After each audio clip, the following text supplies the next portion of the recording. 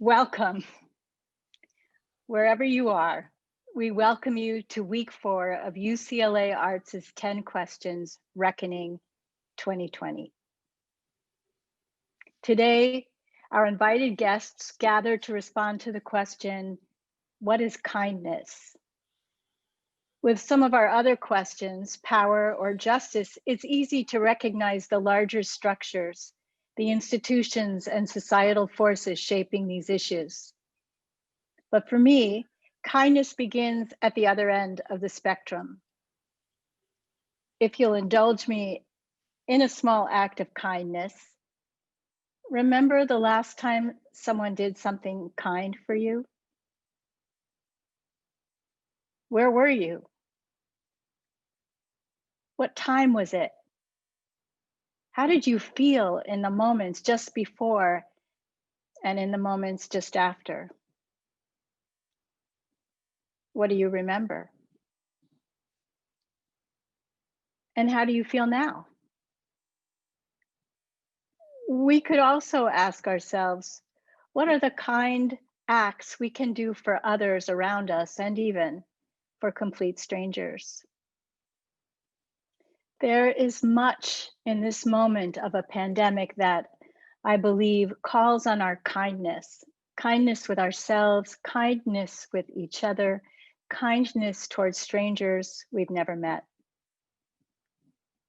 And there has been a considerable lack of kindness in some of our civic spaces.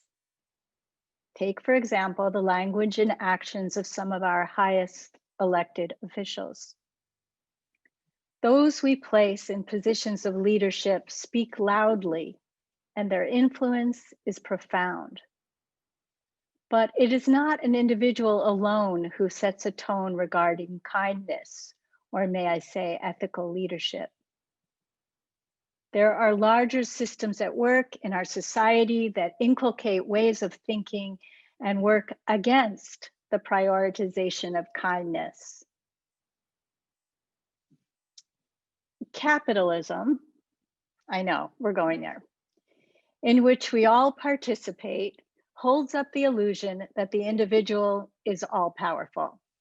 To say someone is a self-made man is to refer to an idea that a person achieves and makes their way by themselves. The rugged individualist, the go-it-alone achiever, the cowboy, the genius artist, engineer, and executive all make use of this idea that we are who we are, independent of all others. This is an illusion that ignores the web of connections that lift us up. The striving for excellence as an individual at the exclusion of some, or maybe even all others, sets up a kind of vertical trajectory of achievement. I'm good, I'm getting better, and soon I will be the best. While developing and evolving as an individual is important, the value of that vertical trajectory of achievement only makes sense when we attend to our affiliations with others. The importance of the horizontal, cultivating, caring, and sharing with others alongside us. As a grad student recently said, while we're at it, why not challenge linear ways of thinking altogether? Aren't we all interconnected in enough ways that suggest multiple dimensions of affiliation? Let's face it, we're not here by ourselves. We're entangled. This week, our students are looking at the artwork of Jatovia Gary, whose project Citational Ethics is written in neon lights and wire. The piece, with a neon image of two hands held together, literally says, care is the antidote to violence. Gary's show, Flesh That Needs to Be Loved, acknowledges the collective knowledge and power of Black women. One might say that Jatovia Gary dedicates her art to kindness and care. And what would it mean to dedicate one's life to kindness? With a gesture informed by Jatovia Gary's work, I would like to acknowledge the work and commitment of the numerous people who have made 10 questions possible. Yes, these are a kind of credits, but in the context of kindness, they are a correction to the perception that 10 questions happens all by itself. These individuals' commitment to the experience that we, in this moment, are sharing goes far beyond the bounds of any of their individual jobs. These are the people who, through small acts and large acts of kindness, make this all possible. And I would simply like to say their names. Anne-Marie Burke, Kylie Kerrigan, Louise Forster, Avishai Artsy, Diana Alvarez, Arsenio Apillanes, Mark Goebel and Ginger Holguin, Brett Steele and Michael Chung, Roger Wakamoto, Jackie Davis, Miri Park, and our amazing teaching assistants, Trui Harjito, Bere Ovgu Azov, which I'm sure I just butchered that name, I'm sorry, Bere, Kiara Gopi, and KJ Wade.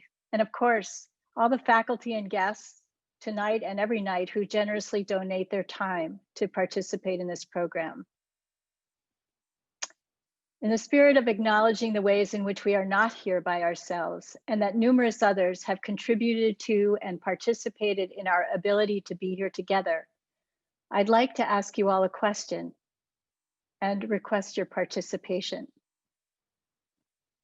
Open up the chat function at the bottom of your Zoom screen. There you will find a link to a Google form in which I invite you to list up to 3 people who have supported you and who directly or indirectly are responsible for your being here today. Write their names in the submission form. I'll take a moment for you to do that.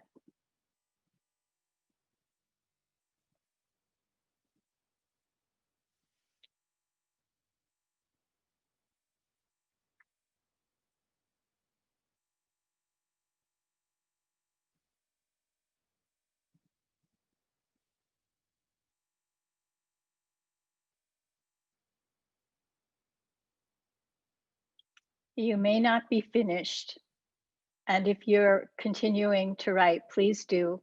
But I want to thank you all and everyone who participated in that. It is a kindness for us to spend this evening together and to acknowledge the others who are not here in the room with us, but whose presence we carry forward. As you know, our work tonight is not to find an answer to the question, what is kindness, but rather to consider the multiple lenses through which kindness may be understood. As we accumulate weeks together, we also accumulate the memory of the discussions that have already occurred. What is presence? What is justice? And most recently, what is power? Tonight, I'd like to suggest that the question of kindness lives fully within each of these ideas. And in fact, what if our superpower is kindness?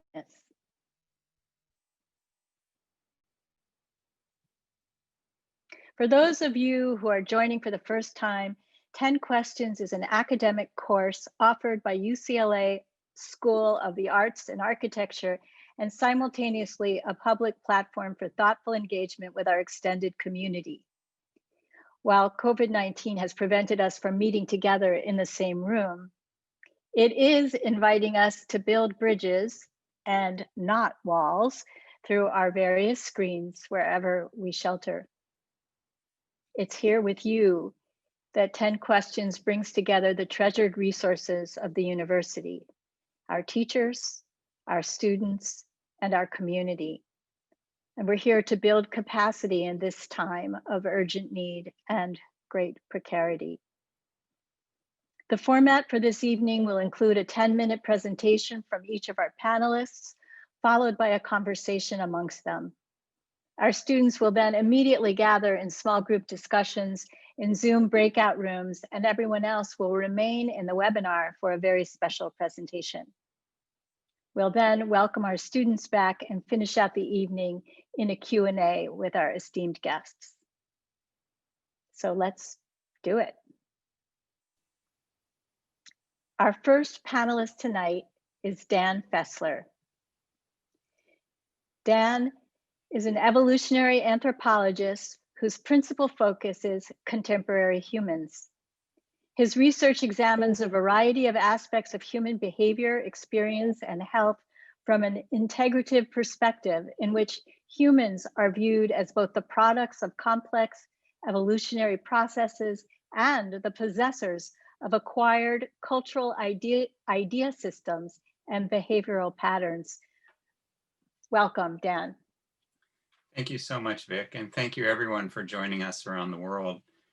I have the great privilege of serving as the inaugural director of the UCLA Bidari Kindness Institute, an interdisciplinary research, education, and practice community that is dedicated to understanding kindness from a scholarly perspective and translating that understanding into action in the world that makes this a better place for all of us.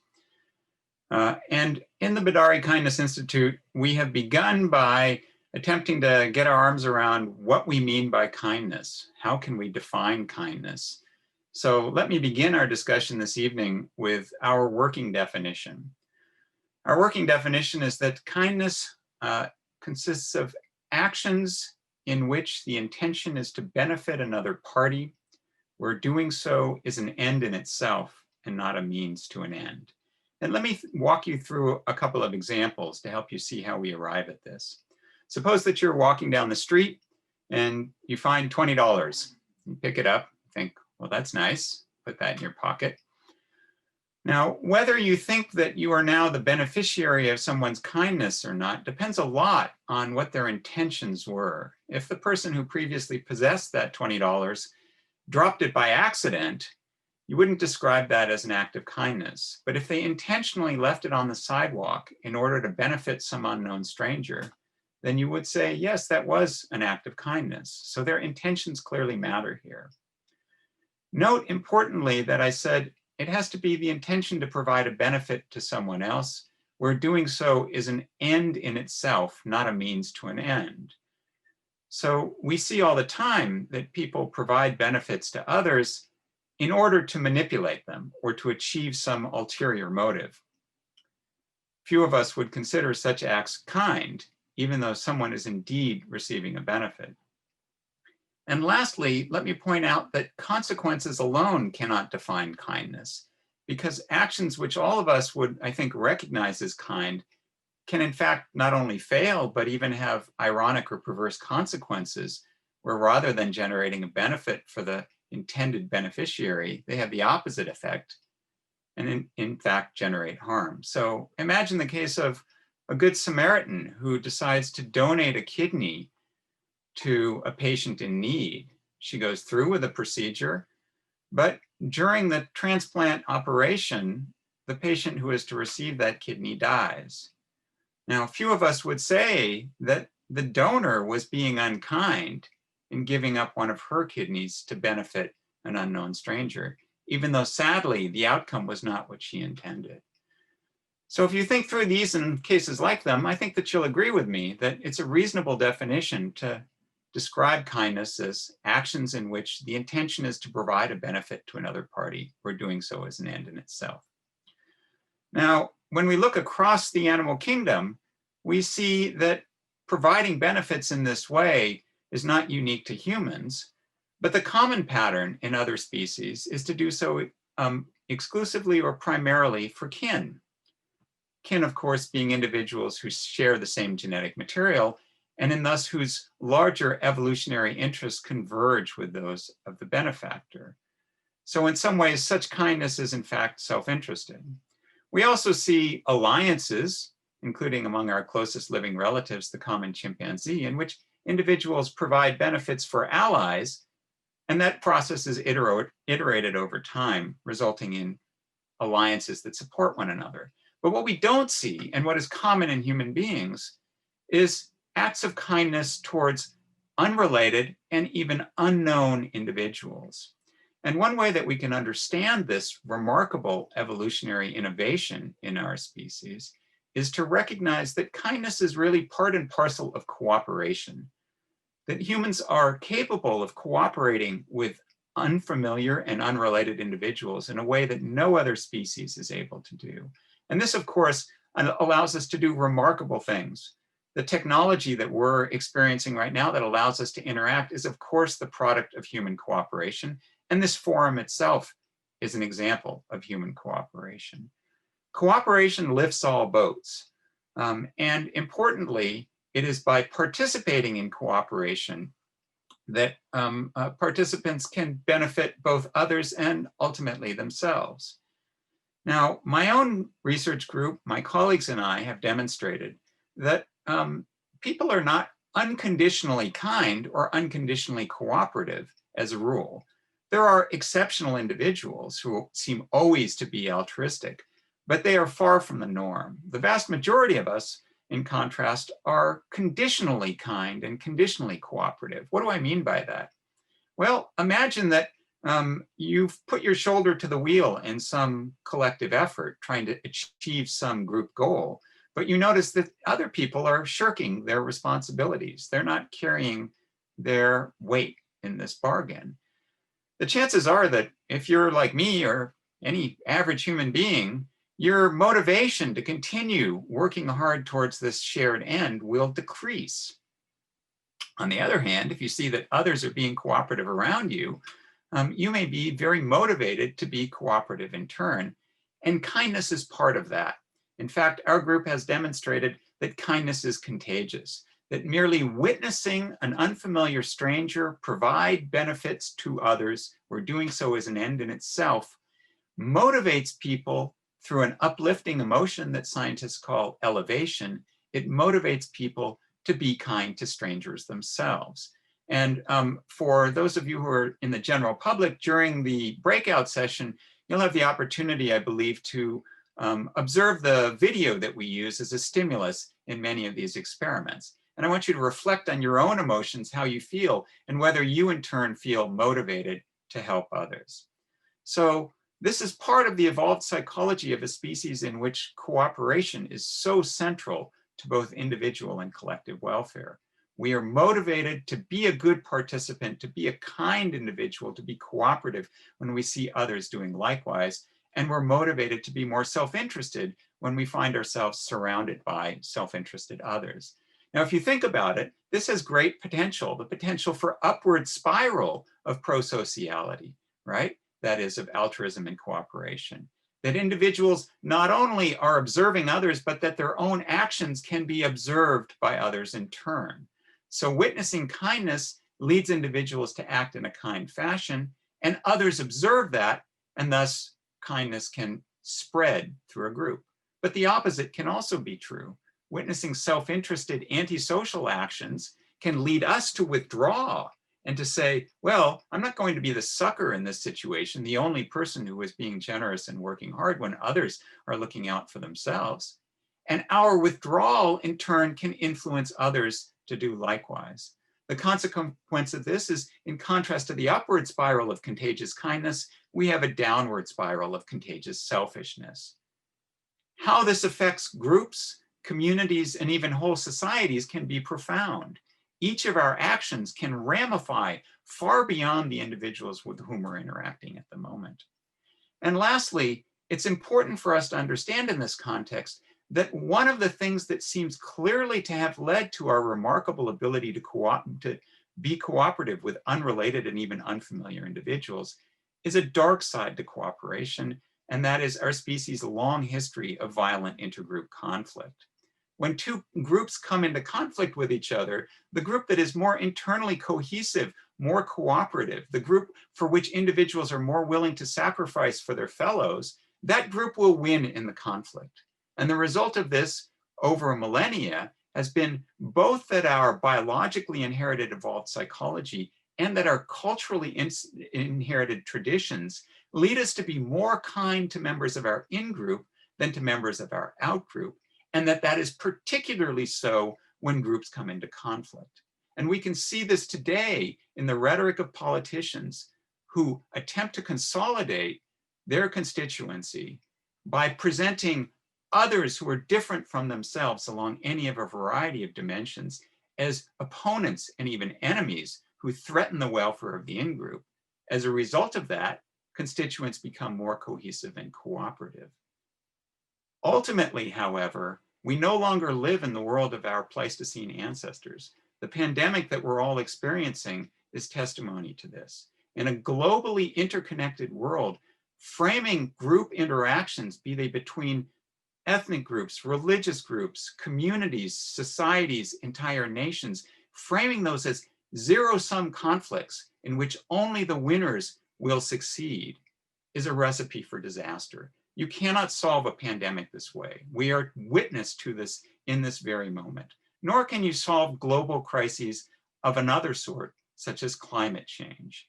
Rather, we now find ourselves all in a single lifeboat, and either we marshal that ability to cooperate and to be kind to help others in the lifeboat, and we all float to safety, or we conflict with those others, we demonize others, we divide ourselves from ourselves, and the lifeboat sinks to our collective peril.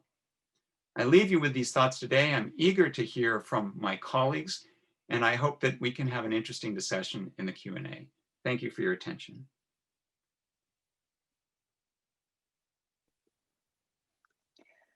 Wow, Dan, big ideas.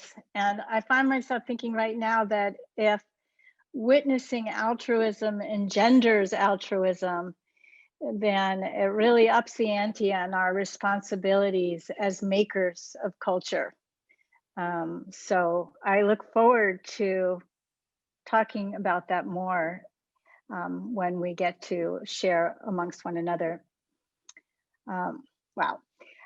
Now, it's my great pleasure to introduce Vicki Mays, who is a clinical psychologist and health policy expert and distinguished professor of psychology and health policy at UCLA. Her research on race-based discrimination has examined how discrimination and racism reduces the life expectancy of Blacks in the United States and has negative effects on the physical health of Black Americans. Welcome, Vicki. Thank you, and thank you to everyone who is attending. Thank you. I was just going to say, I'm going to use some slides, and what I'm going to do is pose a question, and that is, can kindness reduce racism?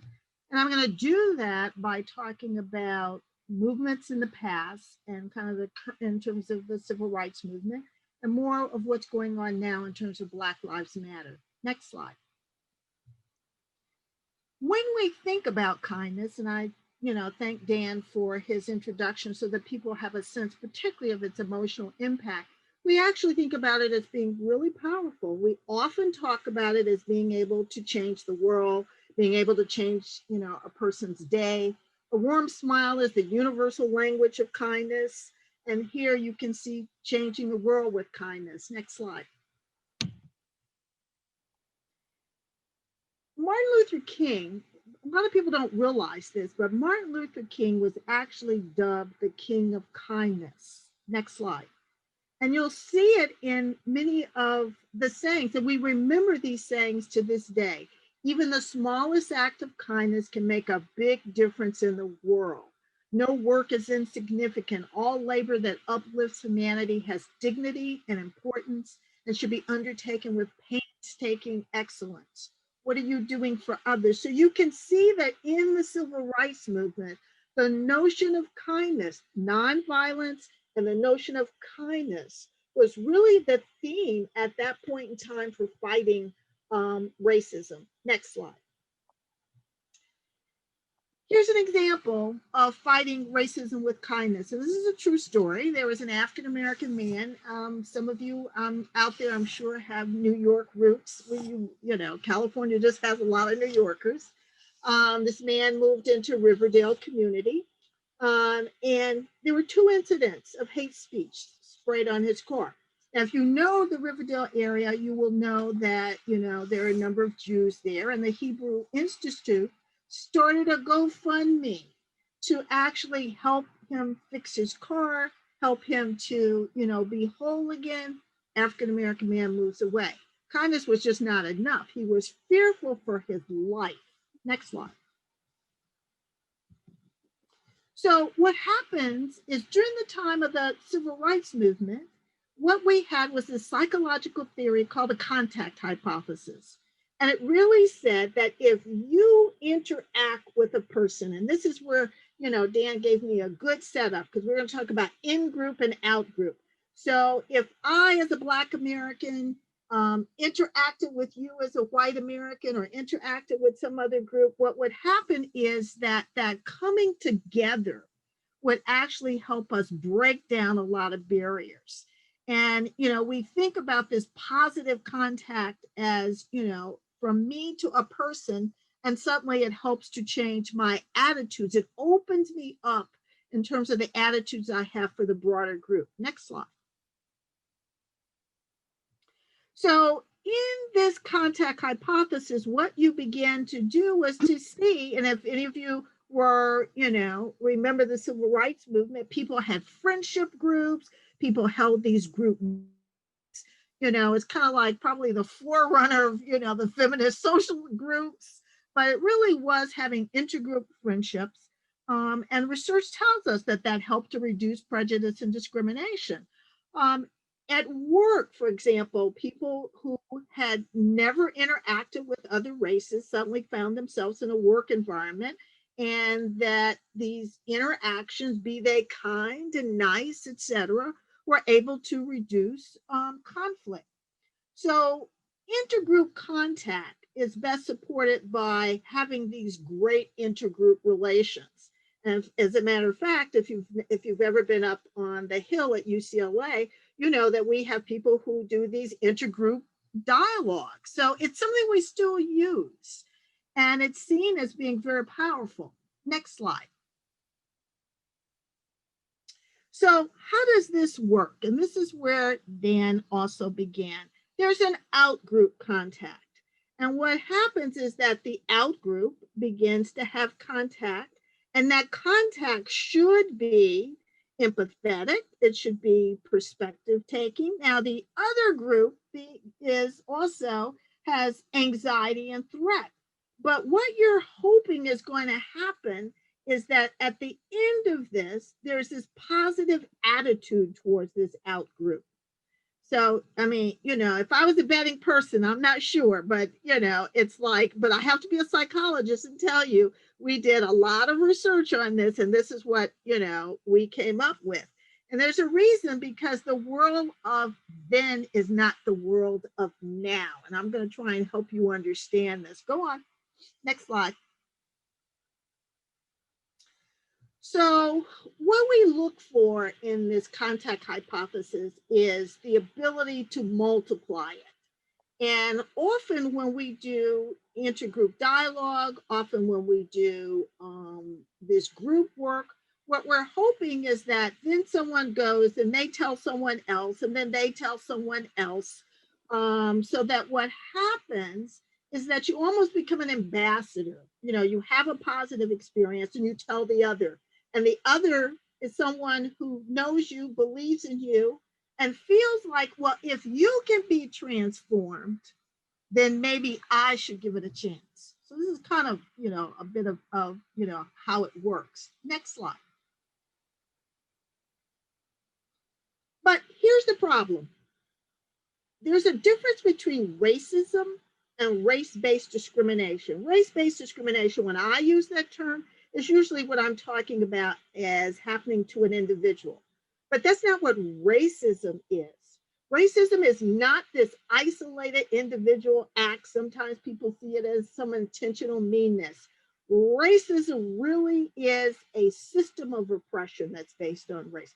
Racism is a system of advantage based on race. Racism is white supremacy system. So it's a little hard to think about an act of kindness as being able to kind of implode all of that. Next. Also, when we think about this, it's a distinction, and terms do make a difference. Language is powerful. Racism is not, for example, racial prejudice or hatred. Racism invokes one group having power to do that systematic discrimination. It means that it's being upheld in terms of institutional policies, practices by society, and it shapes cultural beliefs and values that then end up supporting these practices. So what you're looking at is this issue of an active change at the individual level versus changing a structural level. So if you're going to try and change individual level, kindness might work. But if you're talking about racism, doesn't work that easy. Next slide. So, and I'm making white people be this big majority group. So I don't want anybody to take it as either they're in it or left out of it. It's for you to put yourself in it because you know what your power dimension is. So there's this assumption that niceness is the answer to racial inequality. And, one of the things I did, particularly for the students, is at the bottom, you'll see, things that you can go and read. So here's a question. It'll tell you whether you're in or out of this. Has your life been shaped by your race? If you say yes, then that's not about you. If it hasn't been, then that's probably about you. How have you been nice as an emotional strategy to try and overcome racism? When you counter somebody who is not like you, very different than you, makes you nervous, do you suddenly become nice? Are you using kindness to try and respond to that racism? Next slide, I'll show you how that goes. It becomes the tone of voice. It's that nice voice. As a Black person, I really understand these things. It's that tone of voice. There's this eye contact that, with a lot of smiling. And what happens is that the person is really trying to find something in common. So you start talking about music. Oh, I like that music too, and then there's compliments on something that gets shared. Next thing you know, you're talking about, well, I know this person that you know. Well, then we must be able to be friends because we know some of the same people. And niceness as a response to racism, it's necessary, but it's just not sufficient. Next slide.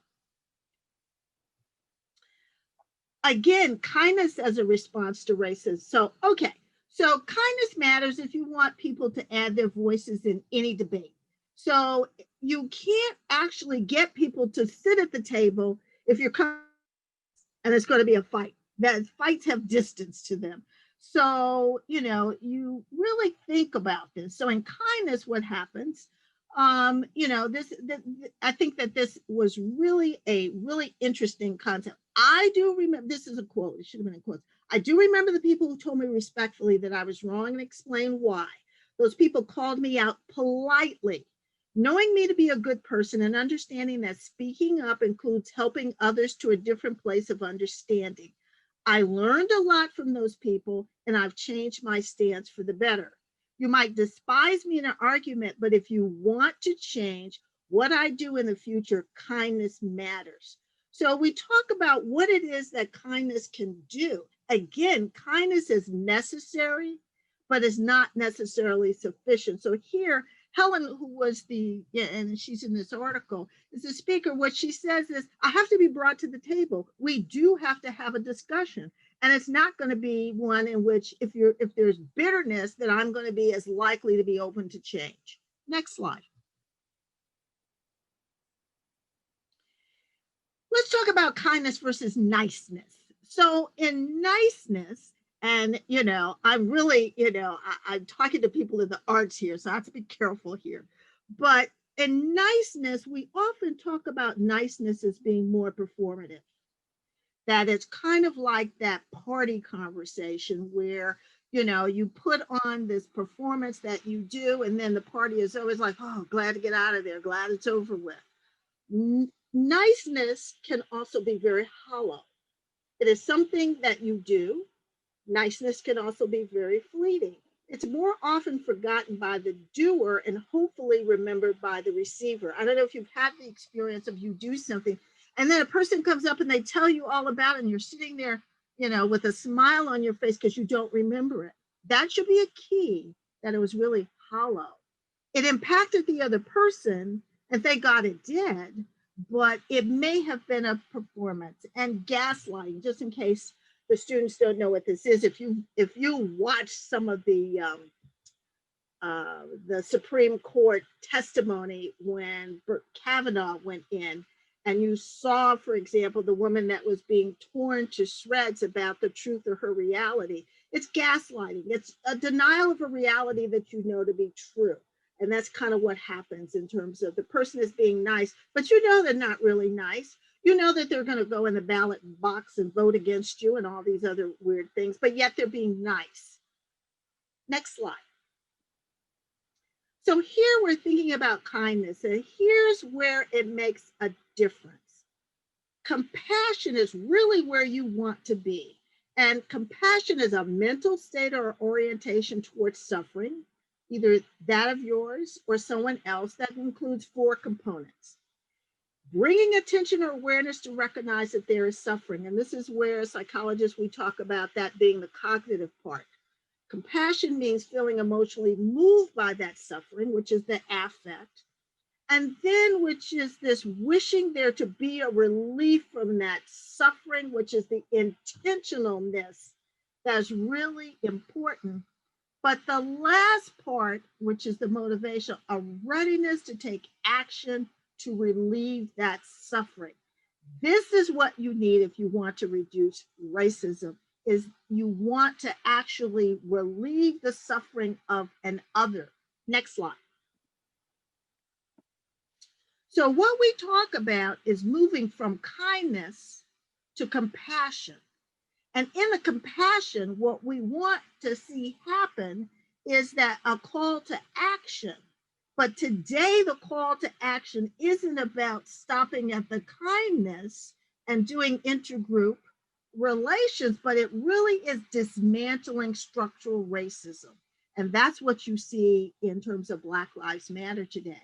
And important to this is not just dismantling the structural racism, but making sure that there is restorative justice apology. Racism is not going, even if we tear down the structures, we still need the affect back there, which is an apology. And it is the apology which gets us back to kindness.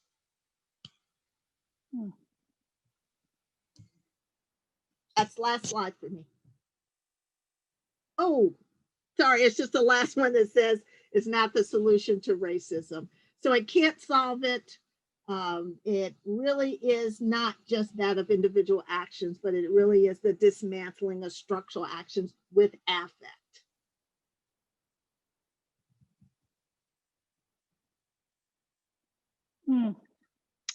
Thank you, Vicki. So much to think about here. I think particularly that relationship between niceness and kindness, and the ways in which kindness really asks of us a kind of mindfulness that is, really deeply connected to the other, and also action, that willingness to step outside of your comfort zone or the pleasantness to address suffering in someone else. So thank you for bringing that to the table and to help us think about individual and structural piece in terms of our dismantling racism. Very rich. I'm going to shift now to introduce our third and final panelist, Christy Edmonds. It's a great pleasure to introduce Christy. She is an artist and the executive and artistic director of UCLA Center for the Art of Performance. In collaboration with master artists, Christy has curated unique platforms that survey the breadth of these artists' artistry, while also placing equal emphasis on the support and commissioning of new work by some of today's leading performance creators across music, dance, and theater, and everything in between. Welcome, Christy. Thanks, Vic. Wow, thanks, Vicki, for everything that you said, and also Dan. I feel like I'm learning at light speed, and it's so profoundly appreciated. Sometimes I think kindness is our willingness to fall forward to things that we don't know and pull it in so that we have more. And I often, when I think about things, I sometimes, or when I think about words, I sometimes look to the root of them, and it helps me create a clarity around what went off the rails with what a word was intended to be and where it has staying power. And many artists do this, of course. We look to the essentialness of something and try and carry it forward. And kindness, in its origins, 14th century English anyway, were reflections on nation. It actually meant nation. It also meant to produce or to create increase. And over time, that became a noble virtue, no longer a nation, but a noble virtue, very colonial. And then it became a kind of virtue of someone's character over time that they would engage in. When I think about kindness and when I share it, I feel like I have to invoke some people in the room. To me, kindness exists when there is awareness. Kindness has a chance to exist when there is self-awareness. Kindness has a chance to express a willingness to act without the preference of personal gain. It can be anonymous. It can be a variety of things. It can be neighborliness. It can be a national character. It can be a variety of different kinds of attributes. But to me, ultimately, it's about how we use ourselves and our capacities in a manner that can increase or improve the conditions for others without denying yourself in the collaboration, in the cooperation. It's a habit and a choice. And it's a choice that informs a moral character and ethical fiber. It's not the same as duty. And it's absolutely never about self-gain. So I want to offer a few things. Wait, I should start my timer because, doing that is helpful. I'm being kind in my spotlight. Kindness is a willingness to be self-aware, to be aware. I'm going to share something about that.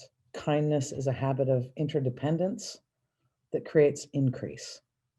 And kindness in our labor that preserves the liberty of the self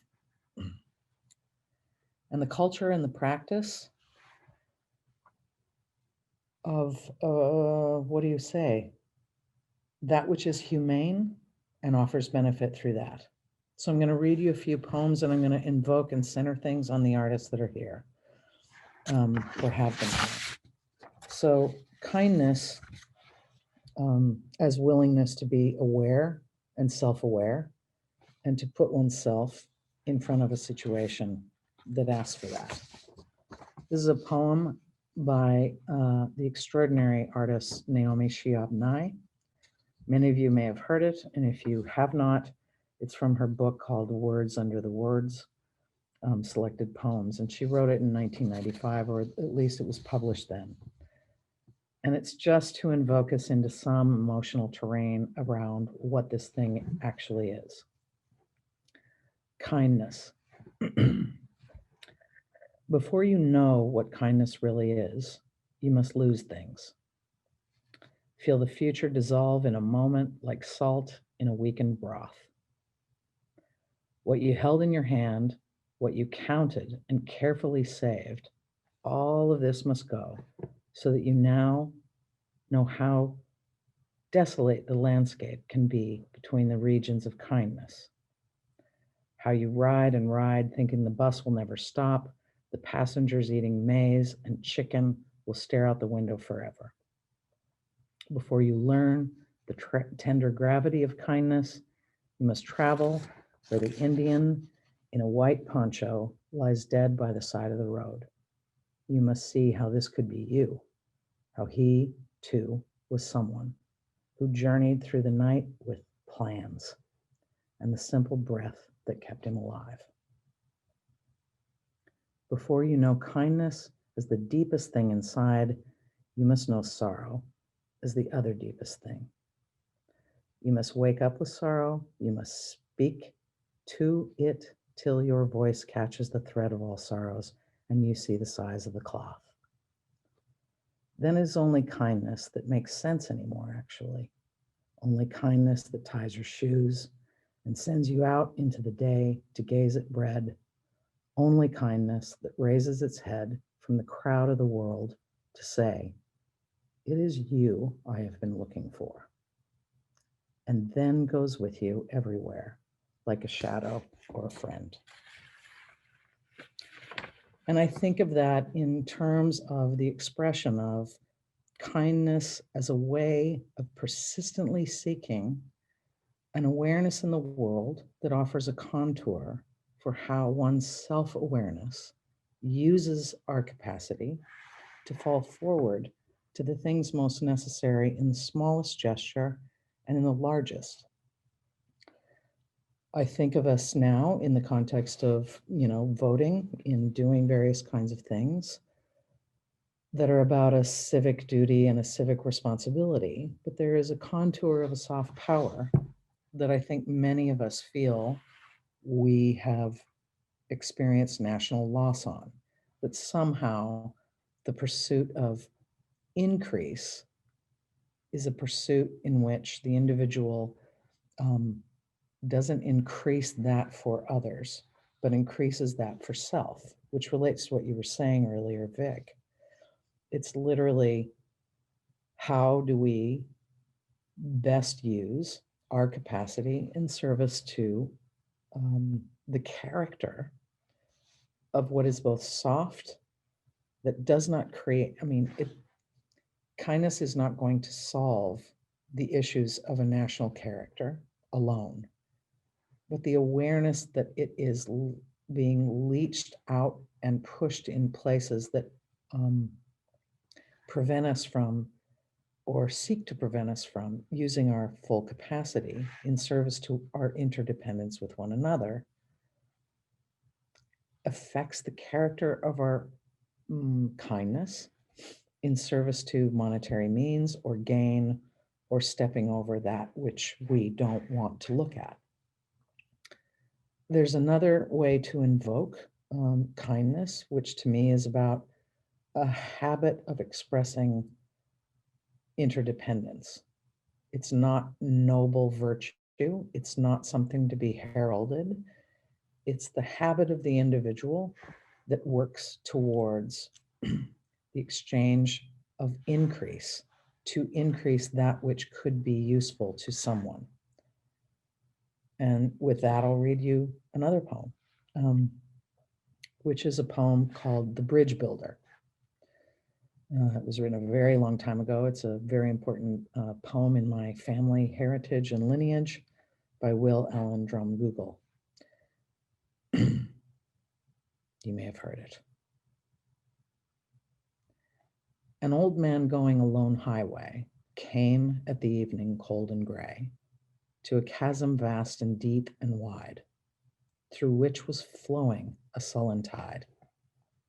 The old man crossed in the twilight dim. The sullen stream had no fear for him, but he turned when safe on the other side, and he built a bridge to span the tide. Old man, said a fellow passing near, you are wasting your strength with building here. Your journey will end at the ending day. You never again will pass this way. You've crossed the chasm deep and wide. Why build this bridge at evening tide? And the old builder lifted his old gray head.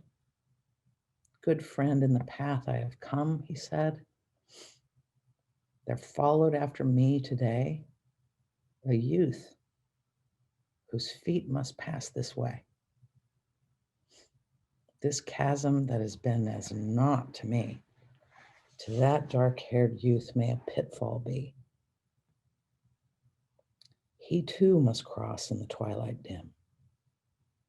Good friend, I am building this bridge for him. And that poem, as written and invoked by an artist, is also an artist who looks at the world, as all artists do, in a way of saying, how do I use my form? How do I use my talent or skill or my discipline? How do I utilize something that calls from in me to offer something that gives shape and contour usefully to complete strangers? And whether that be dance or theater, storytelling, or paintings, printmaking, digital design media, whatever it is, there is a contour inside of an artist who seeks to find form in order to offer something useful. In the case of this poem, not only is, to me, the absolute recognition of kindness without self-gain, but it's the artist, poet who sought to find form to put those words together in such a way. In the chat, it's called The Bridge Builder. And you can find it, it's in public domain. But the point being that the artists, they seek to find form to offer a way of expressing a moment in time. That's my 9 minutes. They seek to find form as a way of expressing a time that gives us something. It's an expression of love of a stranger. It's a kindness wrought through discipline in which one will be self-vulnerable and never neglect to put themselves out there in a way that may be of useful meaning and contour to the kind of interdependent human village that we live in. Inside of the theater at this point in time, one of the things that we most miss is not just the exchange of perspective from somebody who stands on a stage that we showed up for, reserved our space for, bought a ticket for. It's everything in between. It's what happens in the lobby. It's what happens in the house. There are thousands of acts of kindness at very deep, nuanced human scale. They're exerted in public every time we have a chance to gather in front of a performance. It's everything from somebody who knows they're ordering in the concession stand for 6 people, who lets the person who's probably ordering for 1 go ahead of them. It's the person who takes off their hat and shifts their posture to create an increase of what someone behind them might be able to see. It is a conscious continuity of how we recognize our interdependence as a group and cooperate through subtle kindnesses to manifest the increase of our potential to have ourselves at our highest and best and not at our awful worst. Thanks.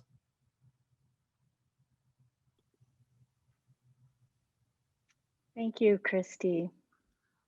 Thank you for those poems. Right? And this phrase, for the love of a stranger. And it reminds me too that not only have we lost the theater, but we've lost the classroom. Although we've gained this wonderful place, but Yes. it's all those interstitial moments that we take together that makes for a real education. It's not only this academic learning thing. And No, of course not. I think we have to make those efforts continuously to recreate them in the midst of this pandemic.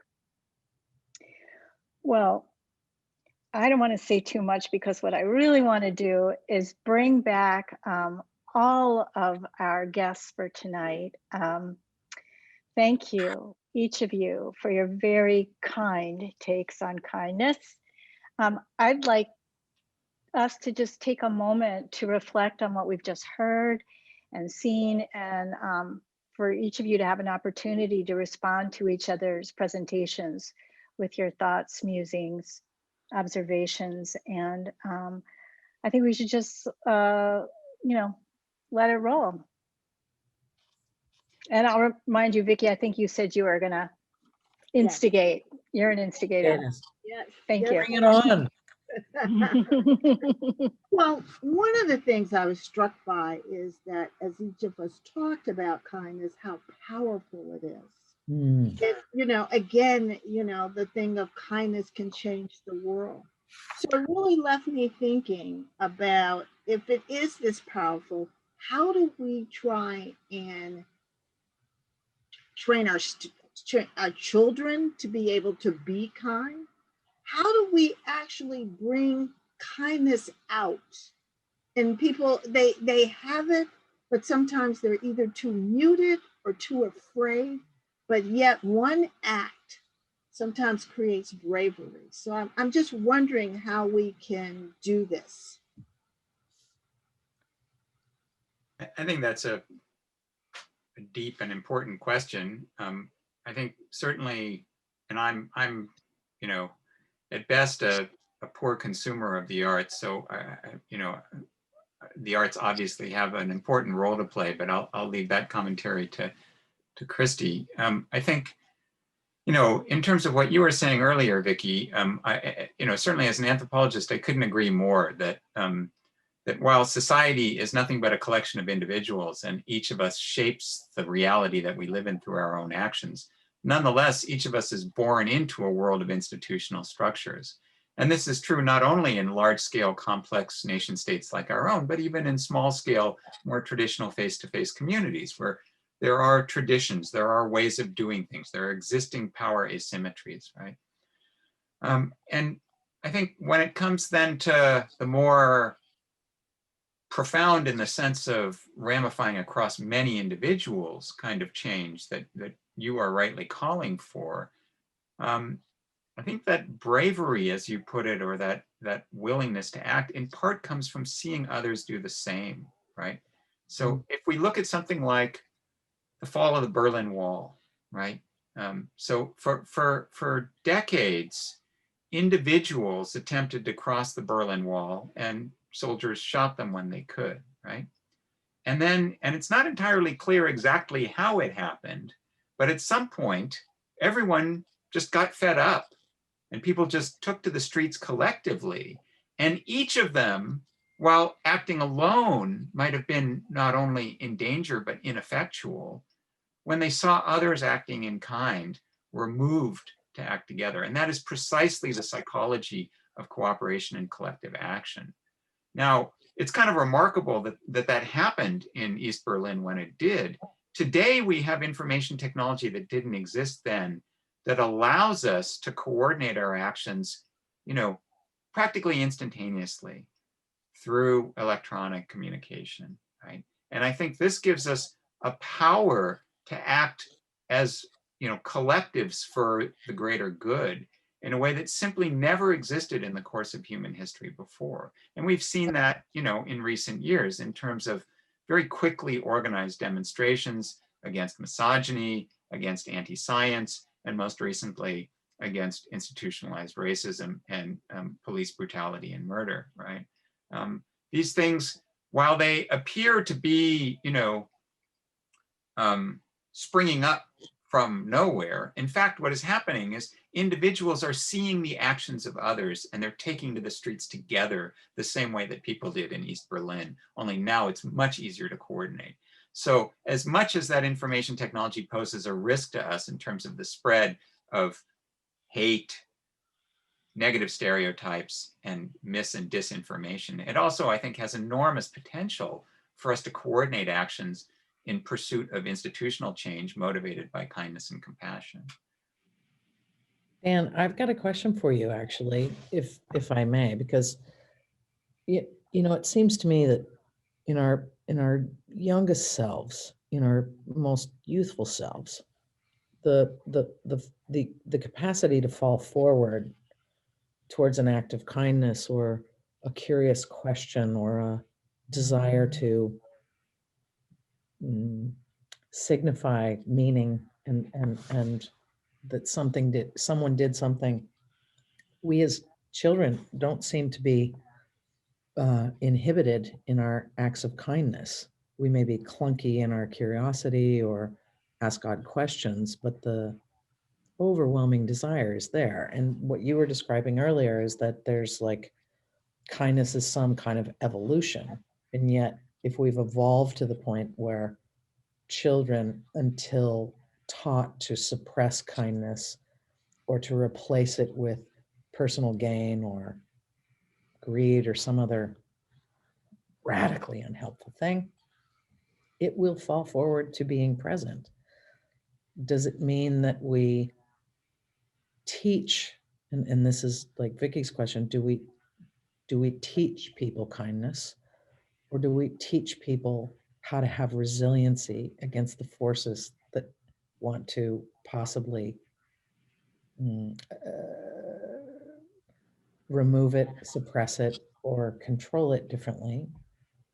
And if we can evolve kindness as a human species of interdependent cooperation, as vividly displayed usually from young people, can we devolve it? Yeah, so that's an interesting question. I think I'm so grateful to know that it is. everything you've said is interesting, and it's going to take me a long time to process a lot of what you said this evening. But That's our job. well, you're doing your job well. I both agree and disagree with some of the things that you said. So I think one of what for me is one of my most consequential observations in terms of reflecting on myself and those around me is to recognize the fundamental plasticity of human beings. Yeah. That with very few exceptions, the vast majority of us are neither saints nor sinners. That is, we are contextual. And that's true for children as well. Okay, so children can be remarkably altruistic and just completely open-hearted, but they can also be incredibly selfish, right? And not just lacking compassion, but actually cruel, right? In seeking their own gain at others' expense.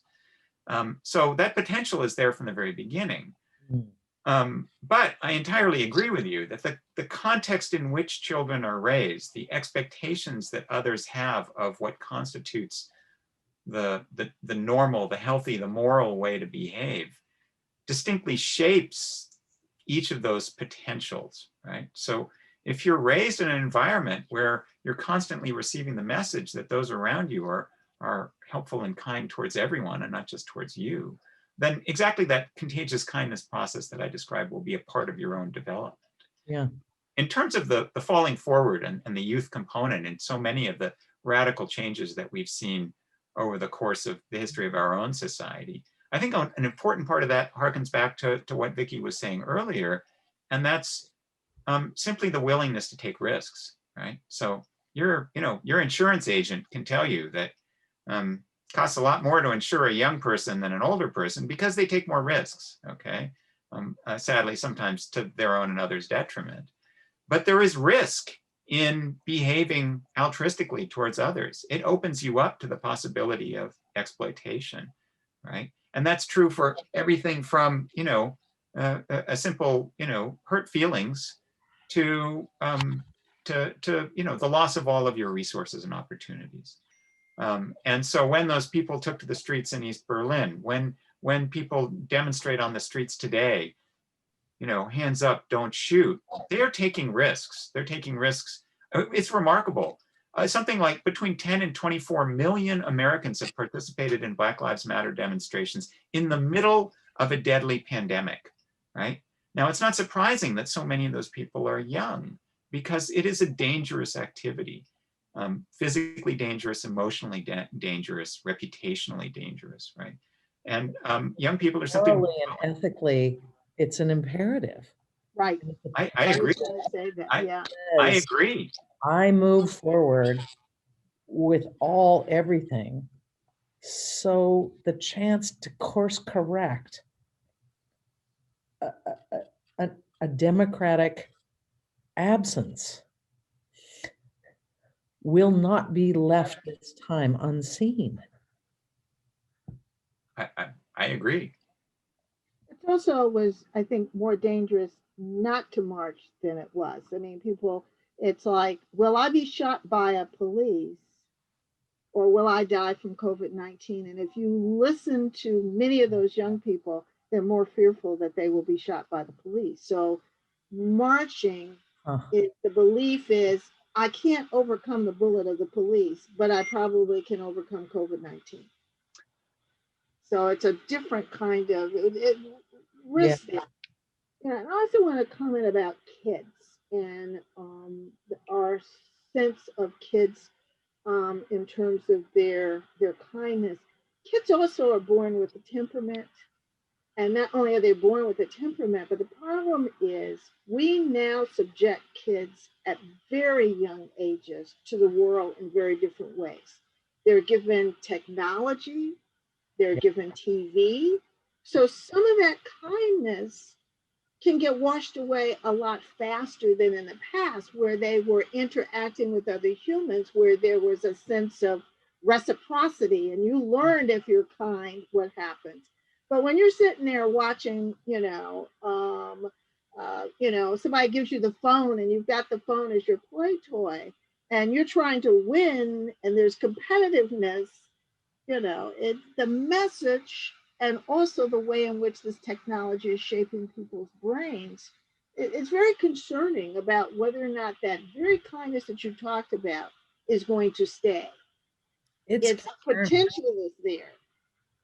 It's concerning and so appropriate to concern, but one of the things that I also observe, and I observe it firsthand, is that there's also it can be also an accelerant towards it. Even if they're competing in a game or in this, there's a lot of social interaction, but it's also like this person lost all their firewood for the winter.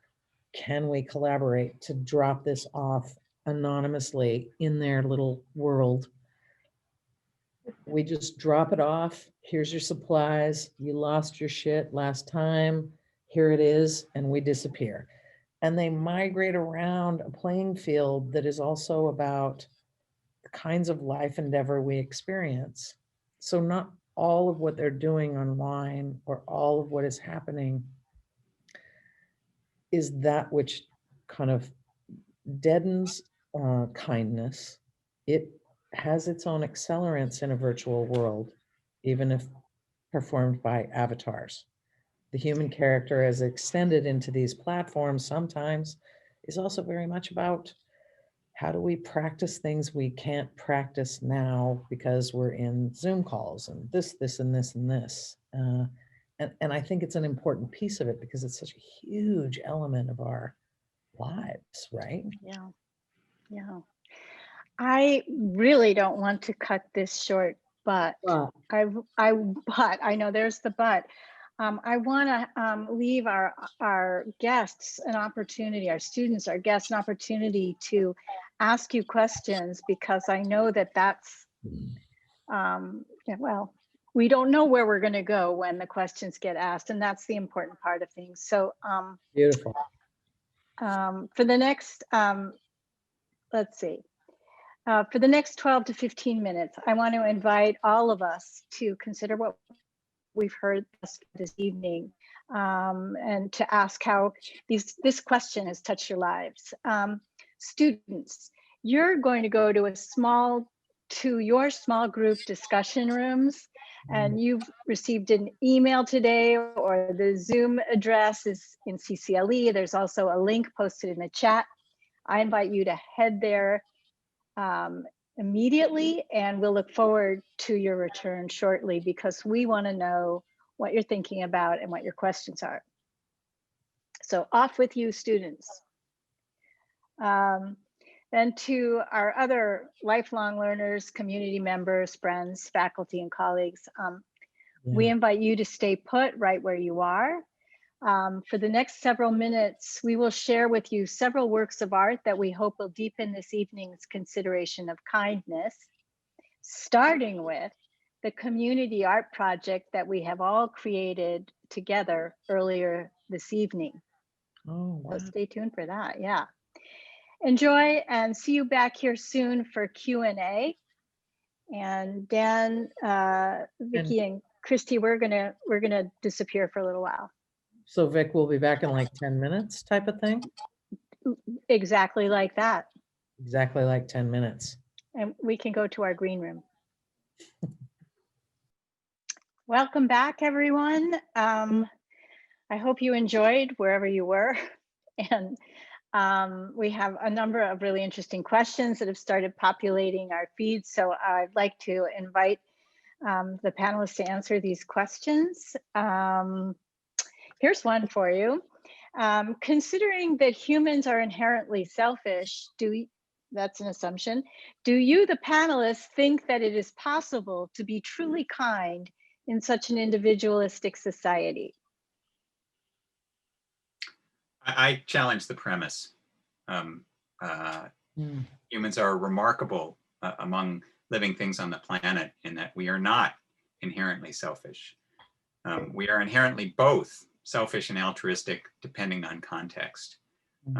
Other living things are generous towards their relatives and individuals with whom they've established alliances, but otherwise are selfish. And we have the capacity and frequently demonstrate that we are unselfishly generous, even to the point of ending our own lives for others. So I just think the premise is mistaken. Thank you. But Dan, let me Dan, just quickly, don't you also think that we demonstrate an exceedingly voracious appetite to consume everything around us all the time, over and over and over, from a biological standpoint? Well, we have to work against some form of innate dinosaur brain to be better. The question was framed in terms of individualism in our society, and that's where I would refer to the plasticity of human beings and the importance of culture. You know, there are other animals that have some culture, chimpanzees, killer whales, and so on, have a little bit of socially transmitted tradition, but we are a culture-dependent species. Everything about us depends on learning from others, and we're built to develop in a cultural environment. So developing in a cultural environment in which self-interest is prioritized and in which the consequences of endless resource consumption are not acknowledged, well, people will develop that way, right? Because we're all plastic. Fair enough. Thank you. I think you, Dan, I think you also addressed a question that was about the relationship of kindness to nature versus nurture. I think I'll move on. I have a question for Vicki. Vicki, I can't tell you. Oh, you're not frozen. Good. I think this is far from frozen. I think this is a question about that relationship between kindness and niceness. And what are some ways to tell when someone's kindness is shallow or fleeting? I think that for that person, when it's shallow or fleeting, you can tell by the emotional connection. So it may not be that it's necessarily kindness, it may be niceness then. So I think it's the depth. It is, if you're looking for something in return, it's not kindness. If you are waiting for a response, it's not kindness. If you want credit, it's not kindness. Absolutely true. And here's another question. How can we create a culture of kindness when people feel like they need more basic needs met, or are helping people to meet their basic needs than what's being called for?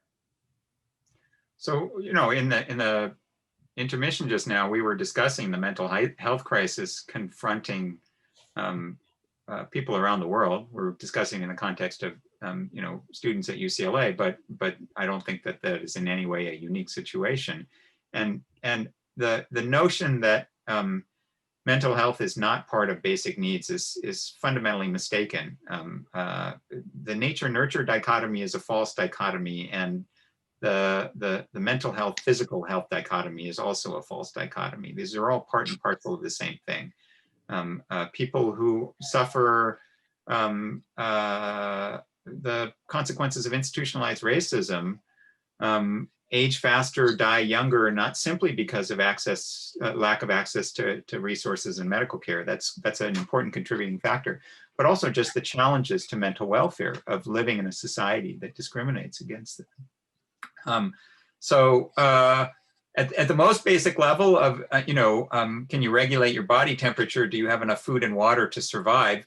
Yeah, obviously, you want to stop the bleeding first, as it were, right? But very shortly thereafter, cooperation and mental health and kindness are all part of being, a healthy person. And it's a serious mistake at the level of social policy to prioritize material needs over what you can think of as, community and mental welfare.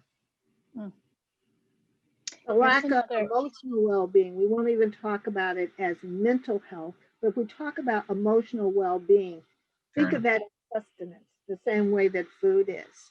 A child who is deprived early in life of emotional well-being, their growth is stunted, their brain doesn't develop properly.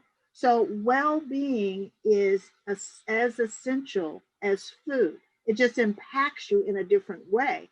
And typically it's in a way in which you don't see physical growth nor brain development. Yeah, absolutely. That's absolutely correct. Thank you, Vicki. It's so interesting how well-being gets turned into a lesser concern, that we've been convinced, or at least some of us convinced of that. Here's another question. How can one exercise kindness with others with whom we are inherently at odds with? I'm going to start this one if I can. I think that there's the idea that something is inherently at odds is problematic. There are ways in the dimensionality of all of us that we will find some linking point. So, I mean, think of it. We're going to come out of an election, a highly contested election, or like a less volatile situation. There are plenty of places and times and people in which you can be in disagreement, or you can feel like somebody is so other than you that you don't know how to take any form of proactive action. And yet, a barn is going to be raised and the neighbors will help. If something happens, neighbors will help. Community will help. People will help. There's a place in which we say, regardless of your fundamental beliefs, we are going to have to exude a cooperation, either to prevent or forestall egregious trauma, or because we just have the capacity to be better. So to me, it's not looking for a fundamental at odds with, it's a place in which our collective participation around something that is just humane can supersede divides that are usually constructed by human beings in service to the degradation of human beings.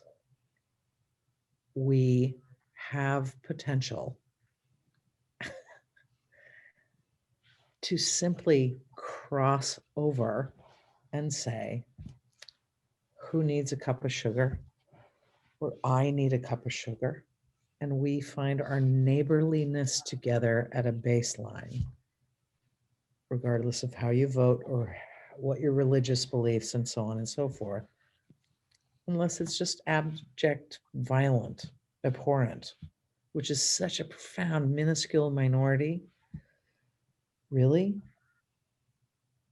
We create increase by imagining that we don't have the biggest divides possible.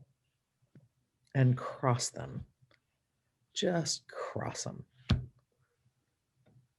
I feel like you all are opening up lots of opportunities for us to set aside these narrow ideas about who we are, who we can be. Here is a really rough question for you. Is it ever appropriate to be violent in order to protect someone who's vulnerable, and to think of that as a kindness? I think so. I think Me too. certainly the history of our species is sadly replete with genocide, with warfare, and in those contexts, there are always righteous, meritorious individuals who stand up at peril to themselves to defend innocence. That said, in light of what Christy said just a moment ago, the critical thing is to recognize when there is no other option as a means of defending the innocent, right?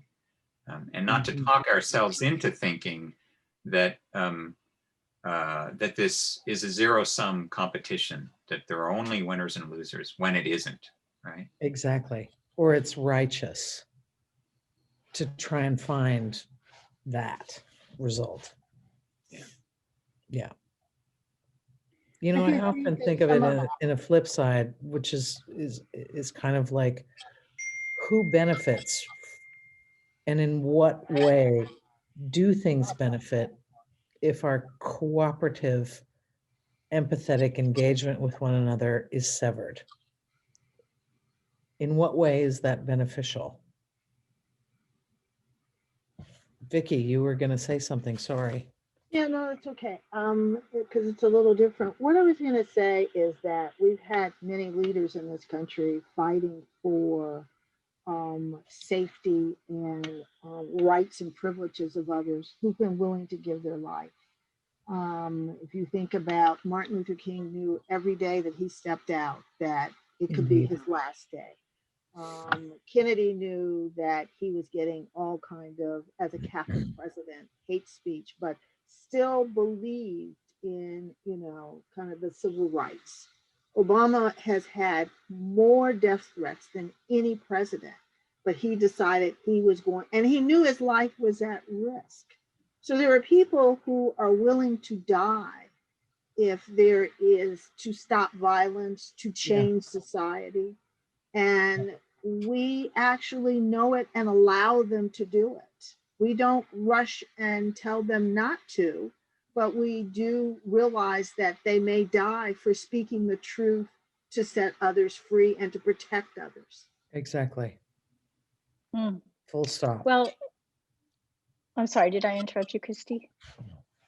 Okay, all right. Related and not related, going from these, mortal sacrifices, or willingness for mortal sacrifice, to the mundane, and yet also connected to our mortality. Is it unkind to not wear a mask during this pandemic? It's a great one, Yes. right? We're faced with it all the time. Unequivocally, yes. Yes. And why? Because we're each connected to each other, whether we want to believe it or not.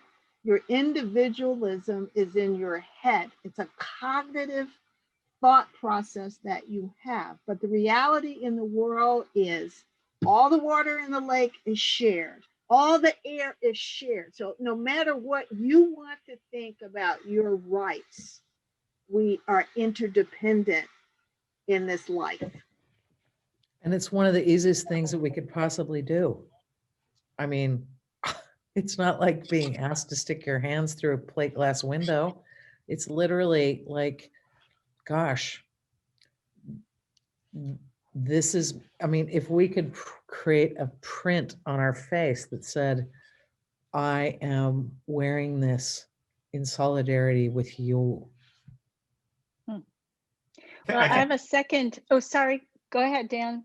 I was just going to say, I entirely agree with my colleagues, but I think one of the challenges for people is that it's very difficult to recognize that although you may feel healthy through an invisible substance that your senses can't detect, you may harm someone else. So the same person who would say, I'm not going to wear a mask, that's silly, that person wouldn't walk down the street with a large iron bar knocking over people on either side, right? Yeah. And so it's a mistake to see that action of not wearing a mask and to demonize that individual as intentionally inflicting harm on others. It's just very difficult for us to recognize the danger that we pose.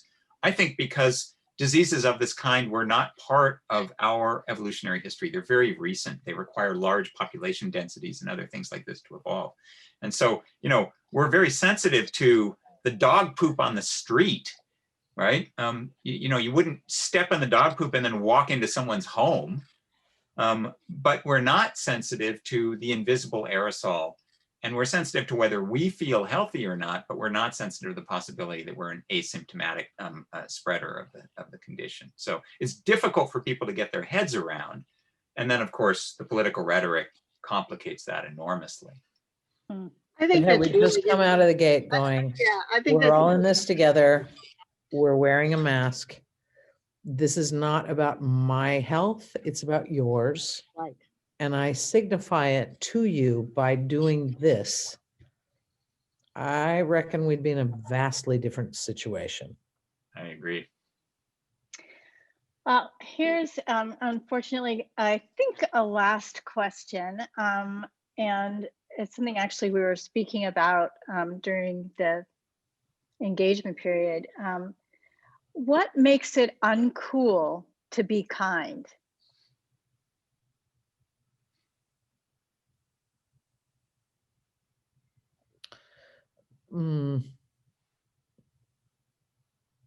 Uncool is such a boomer thing, but I literally I'm trying to get my head around it. What makes it uncool?